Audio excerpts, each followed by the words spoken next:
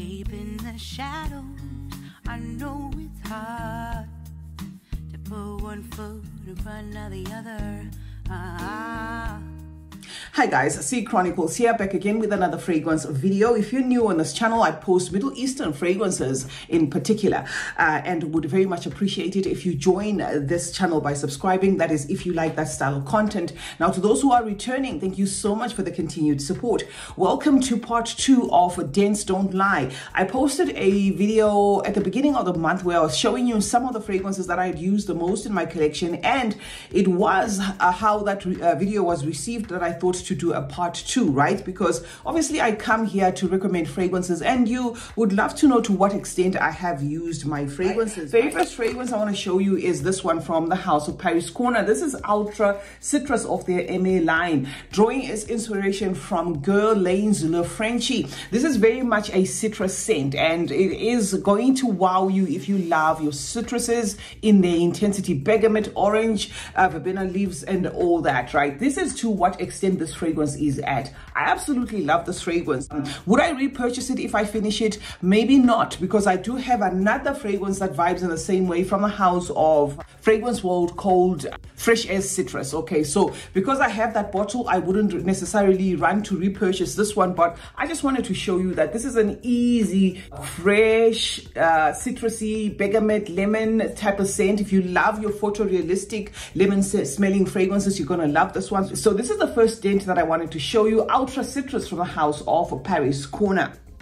Now the next fragrance, guys, is going to be Mocha Silky Rose. In fact, this was the fragrance that actually made me do this video because I hadn't noticed to what extent I had used this until I flipped it like this while I was talking to you in a previous video where I was talking about rose scents, and I was like, oh my god, this is almost finished. Now I'm not sure whether I will be able to get this one easily, but it is a fragrance I absolutely enjoy. This is candy in a bottle with that rose, but the rose not in its intensity. Wafts of a beautiful smelling rose there, very sweet, very sherbety is what I call this fragrance, and this is to what extent I have used this fragrance. So this is a huge dent for somebody who has over 400 fragrances. Mocha Silky Rose from the House of Latafa.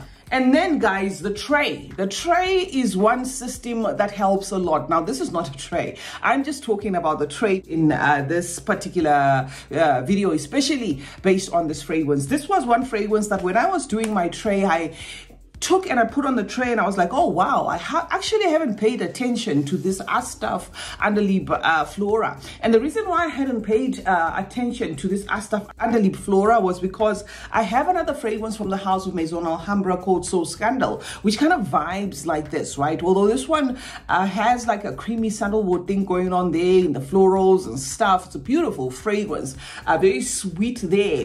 I think it might even have blackberry or blackcurrant or something like that. So I actually had just used a little bit of this fragrance, and then I put it on my fragrance tray, and this is what happened. Now, for you to get your fragrances to be like this, to be very honest, you have to be an oversprayer. And one thing I noticed about the Middle Eastern fragrances is, if you're one of those people that say Middle Eastern fragrances don't last, just make sure that you're spraying them correctly. Ridiculously, actually, you know, I often talk about 8 to 10 sprays, but that is just a guideline, because if I am to come here and say 20 to 30 sprays, imagine you had, say, Oud Mood, or you had a fragrance like a Mir Al Oud Intense. That would be like choking everybody, including yourself. So I always give the 8 to 10 sprays as a guideline. But if you have DNAs like this, guys, you can go even 20, 30 sprays, who cares? You know, because this is a beautiful soft floral that's not going to choke you out. So this is to what extent I have used my Astaf Underlip Flora.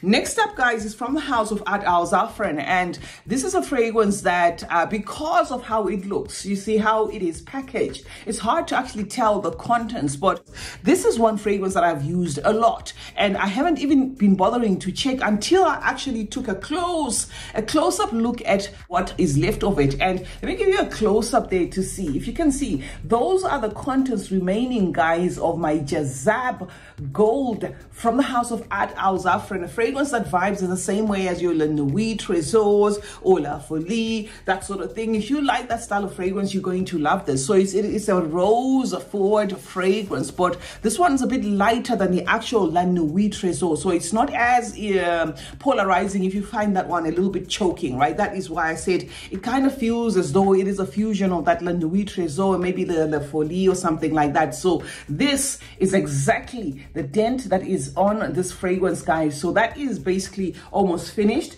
based on how I spray them. I mean, if I put this one on my fragrance tray, let's say next month, it's as good as gone. The next two, guys, are going to be fragrances from Paris Corner, and this is Kahir Pistachio, drawing inspiration from that Kayali's Yum Pistachio Gelato 33. Now I bought this one and this one at the same time, and first spray that my daughter had of this fragrance, she just couldn't stop. And luckily, because the company had sent me two by mistake, not by mistake in the sense that I hadn't bought the actual two, I actually bought the two, but the other one was supposed to be the gray one. So they packed two of the same and made that mistake, and it was too late to return them. So I was left with two. Now, this is Maima's bottle. Look, this is finished. This is gone, right? So what I did, because there were two, is I said to Maima, all right, fine, you can have that bottle and use it. It can be yours. And I will use the second one. Now, this is the second bottle, and this is my dent. This is a fragrance that I find a little bit sweet, too sweet, a little bit juvenile there,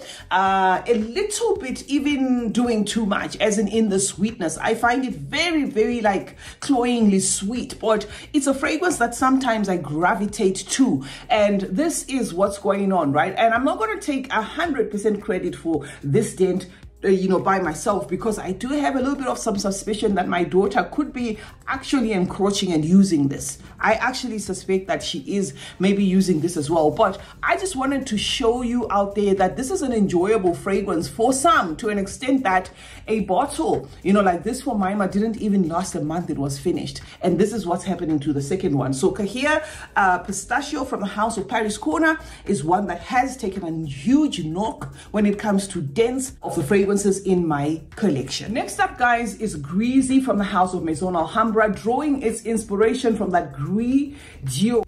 I love Gris Dior, and remember I came on this channel and I explained to you that I love this fragrance, and you led me on to the Ajmal one. Now, the Ajmal Evoke Her performs better than this one by far and is less powdery. And because sometimes I'm not in a mood for very powdery scents, I'm going to say as a tip here, if you don't like that Gris Dior too powdery, you'd rather buy the Evoke Her, right? But if you love your fragrances very much on the powdery side, then this is it. This does not shy or stray away from that DNA. It actually does vibe exactly as that Gris Dior DNA. And I wanted to show you guys to what extent I have used this fragrance. So having added that Ajmal Evoke does not mean that I neglected this. I still enjoy it enough to use it. I love it. However, say I had to finish this one, I would rather maybe repurchase another Evoke Her as opposed to this one, just because of the powderiness. Not that there's anything wrong with this fragrance. You're the ones who clued me up on the Evoke Her, and I discovered that, of course, that one was to my nose a little bit more gentle than this one. But I love it, guys. If you're looking for a Gris Dior smell-alike, this fragrance is going to do it for you. And Dents don't lie. This is a fragrance that's under 3 months in my collection and it's already on its way out. It's the third one on the lineup from the House of Maison Alhambra. Now, the next two are these fragrances. Looking at them like this, holding them like this, it looks like there is no dent there. What are you talking about? But let me turn them around and then you'll see what I'm talking about, because the bottom part has that indentation that makes it look like there's plenty of the fragrance left when you're holding it like this. However, when you tilt it like this, you get the shock of your life. This is to what extent these two fragrances are left off in my collection, okay? One is a Mango Punch from, of course, Paris Corner, drawing its inspiration from Willem's Mango, and this one is Pear Potion, right, again from Paris Corner. This one is what's the name of that fragrance? I'm forgetting it. It's Pear something from, I think it's a Escada. Now, when I unboxed these fragrances, I was honest enough to say, guys, I love them, but I gave them a good test run, and the mango here is short-lived. The pear somehow does a little bit better than the mango, but I discovered the magic in actually mixing the two of them. If you mix the two of them, I'm not saying it's going to amplify the mango or amplify the pear, but you're going to be wrapped up in a very candy-forward style of fragrance. It's very enjoyable and different. It doesn't smell like, you know, anything out there. It just smells like a beautiful fruity wrap up of a scent that is very sweet and mood lifting there. So this is to what extent, guys, these two fragrances are at in my collection. And I noticed that Paris Corner have just dropped a third one, so can't wait to get my hands on that one. Hopefully I'm going to layer it maybe with this, if there's anything left of this, if I can get a hold of it this month. I'm going to see if it works on its own, or I can layer it, because that one seems to be strawberry forward. I did see the advert. It's very very yummy looking, so I can't wait to have it as a third bottle in my collection. The next one, guys, is going to be this one, Cocktail Intense, from the House of Fragrance World. I love this fragrance, but because it's one of those that is so skin scent like, okay, it doesn't project. And I'm not going to say or fault this particular one. Even Angel's Share itself, which is a fragrance that it draws inspiration from, is somewhat of an intimate scent. So that is how it vibes. Now, when it comes to this one, I literally bathe with this fragrance. I'm one of those people that if I'm not using a fragrance, it's almost as if it's non-existent. But when I start using a fragrance, or when I pick up a fragrance to use it, guys, you would literally think I'm taking my second bath. So this is my Cocktail Intense. This is what is left of it, because I've got one from Cartlage called Intoxicate. I've got one from Paris Corner called Fire Your Desire. Another one from Emperor. Also vibes in the same way as Angel's Share. So there's really no reason for me to be stocking up on them. I just thought, okay, let me just concentrate on this one, use the most of it, so that at least I can start making sure that I am using my Angel's Share DNAs, right? The next one I want to show you is going to be from Lattafa. What happens with a fragrance when it gets to this point, and you are a fragrance reviewer like myself, or a frag head, unless you want to repurchase it, sometimes you need to slow down to just reserve a little bit for future videos. So Muna is almost finished, guys. You can see how much of it is left.